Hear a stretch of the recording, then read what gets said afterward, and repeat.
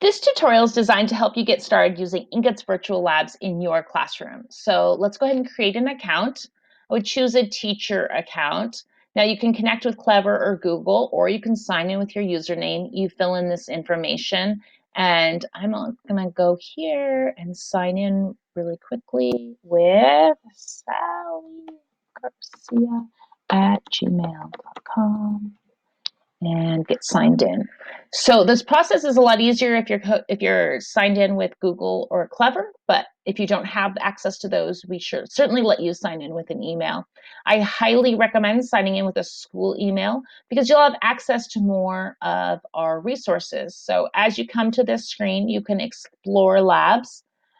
And you, with an unverified educator account, you'll have access to these general inquiries. So you can assign this basic tutorial, which is a great way for students to go ahead and get started using the Inq ITS system. They complete the phases, so you get that data for their science practices. And it's a quick, easy start, about 15 minutes, either the basic tutorial or the advanced tutorial. And then you have that data. You can look that over and decide whether you feel like you're able to jump into the next tutorial, or if you feel like your students need to go ahead and get some remediation before you move forward, or maybe you feel comfortable bumping into a topic lab.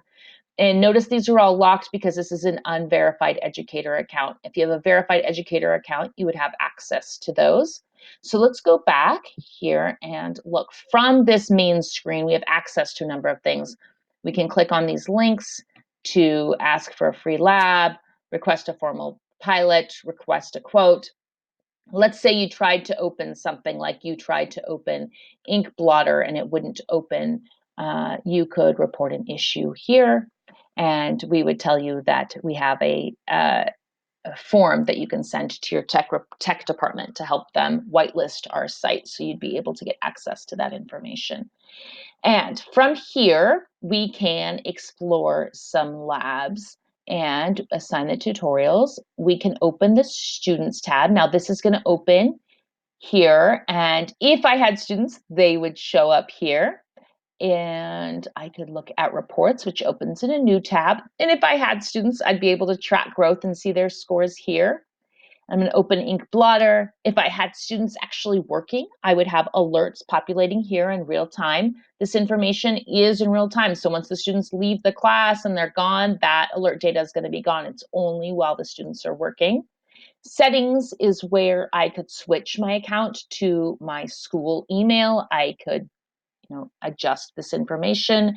I can click to assign or connect to Google or connect to Clever. I could actually do both from here if I had my school email in there. I can click here to get a free lab, and I can manage my classroom sections, which my classroom sections are naturally going to show up once I go through the process of assigning a tutorial, and I'll go into that more in the assigning a lab video.